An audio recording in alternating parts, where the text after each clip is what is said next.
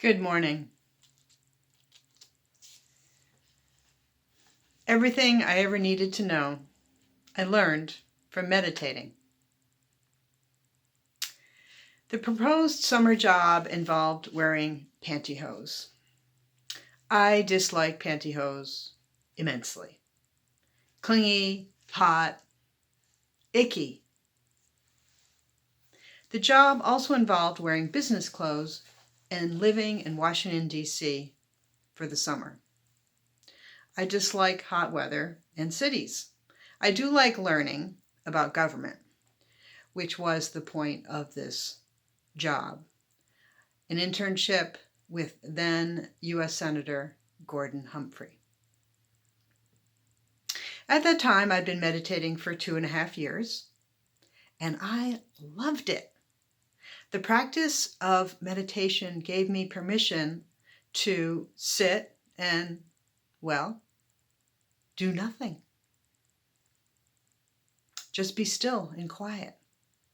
I was used to being on the go, justifying my existence through succeeding and warding off a profound sense of disease that loomed off to the side like a storm cloud.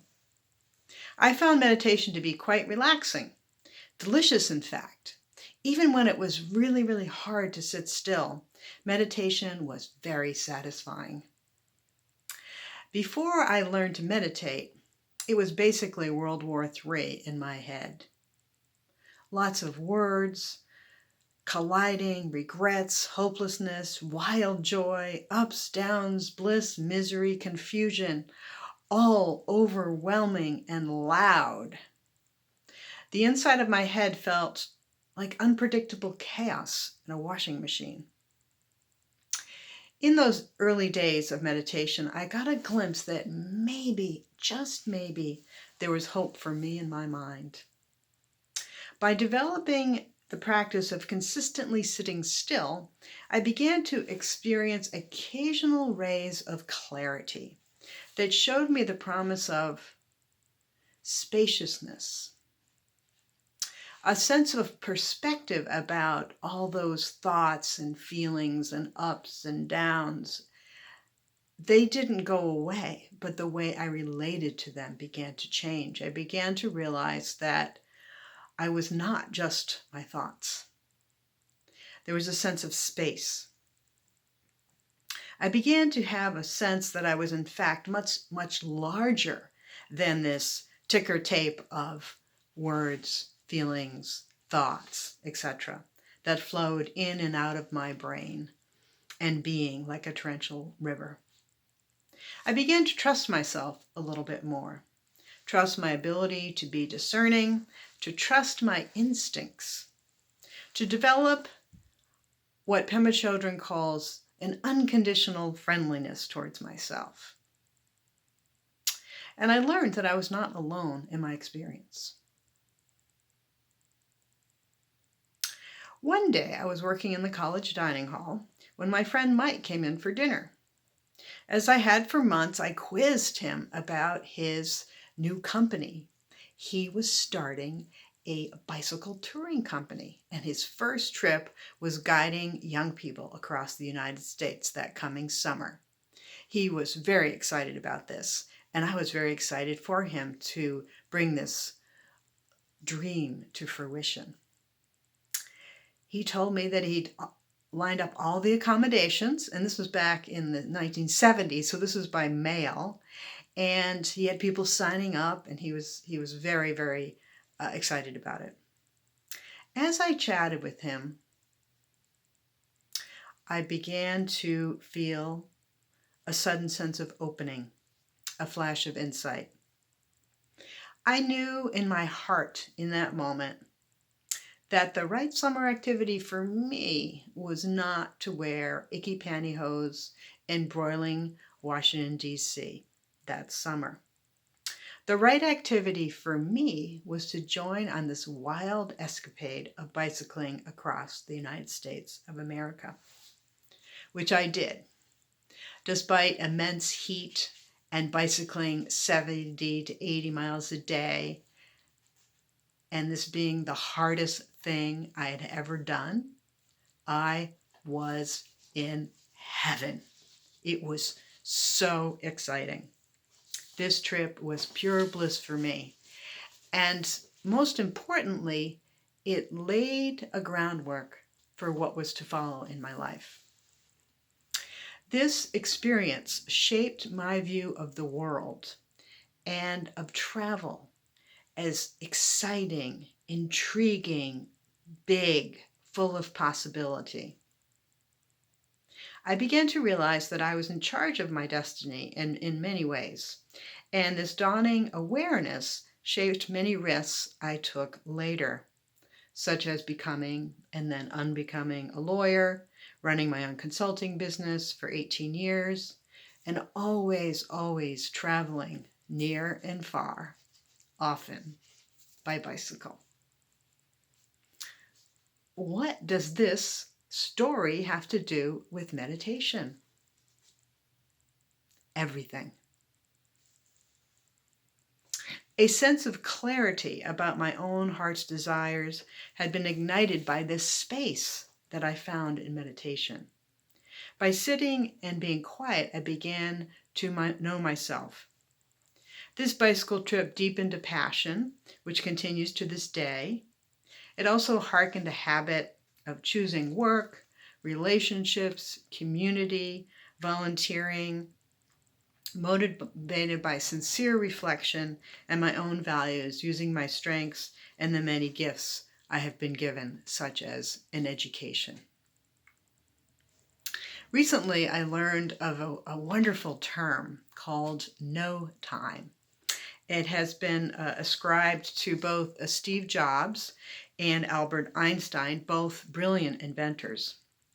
No time refers to what we are understanding now about brain science, that if we are constantly doing, the left hemisphere of the brain is highly activated and we are in hyperdrive. Our ability to be creative, to be open to the world is hampered. No time means taking a pause, stopping, doing in favor of being. Sounds like meditation to me. Steve Jobs was notorious for, quote, aimless inactivity, and Albert Einstein got some of his best ideas while sailing in his little sailboat, walking, or playing the violin. As anyone who meditates knows, it's extremely difficult to talk about meditation. It's a very solitary and personal experience and pretty much transcends words.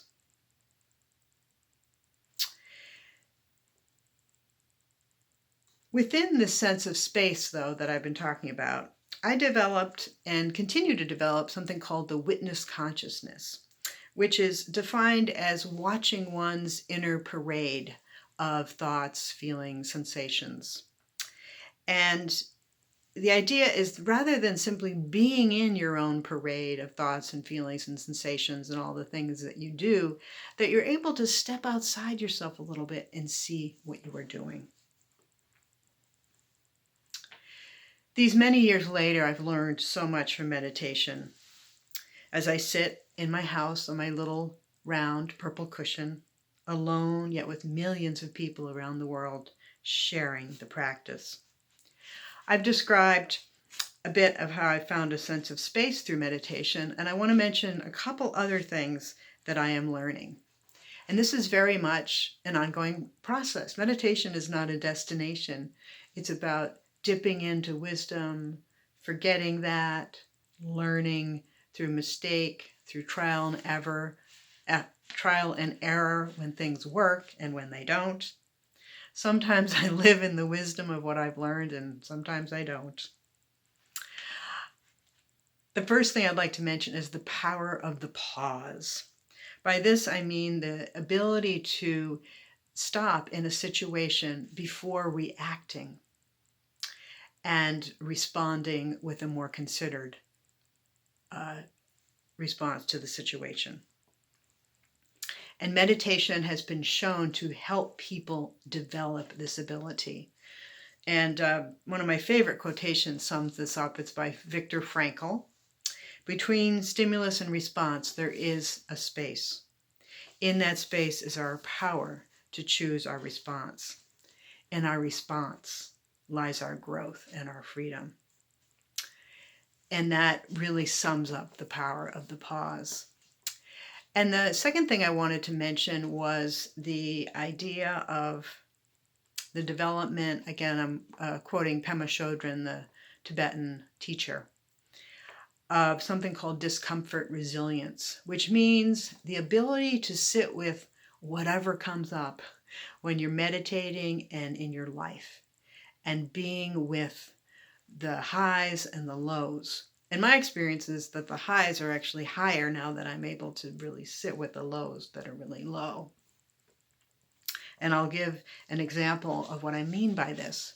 When my mother, towards the end of her life, had Alzheimer's disease, I had a very difficult time connecting with her. And there was many a time where I just wanted to avoid her, to run the other way.